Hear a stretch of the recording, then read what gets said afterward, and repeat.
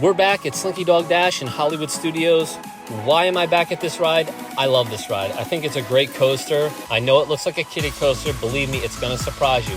It gets moving, has some really exciting twists and turns. Kids are going to love it without it being too over the top. Adults, it'll keep you on the edge of your seat. So with that being said, how popular of a ride is this? It's probably one of the most popular rides in the park. And so the standby lines get very long. Lightning lanes are usually booked up really quick. And the other downside to it, it's an outdoor coaster, so it will be affected by the weather. So it's a ride you want to try to hit early in the morning, especially in the summer, because if it starts to rain, they're throwing a leash on Slinky and bringing him in. If you plan on doing standby, I recommend lacing up those jogging shoes and speed walking right to Slinky Dog first thing in the morning. If you're going to use a lightning lane, I personally, like myself, like to choose Slinky Dog first thing in the morning at 7. I always go after that one first. I usually get a return time for somewhere between 10 and 11 o'clock. Even if I try to modify it, I notice that I can't get a time for anything better than like 1 or 2 o'clock in the afternoon. That's how quick these lightning lanes get taken up for Slinky Dog.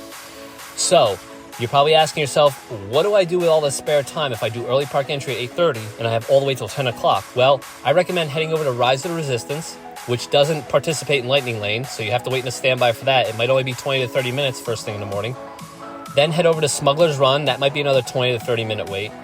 Then head over to Star Tours. That's usually 15 to 20 minutes. And then you might even have time to hit up maybe Alien Swirling Saucers or Toy Story Mania. And you still have Slinky Dog in your back pocket with a return time of 10, and you have that window from 10 to 11, and you even get like 10 to 15 minutes grace period if you're a little late. So really, you've covered a lot of rides in that area of the park, and then hit Slinky Dog, and then after that, everything else will fall into place. So I hope this helps. This is a really cool ride. Don't miss out on it. Get there as soon as you can or use the lightning lane system. And without further ado, here's Wheezy to take it home. But none of them will ever love you.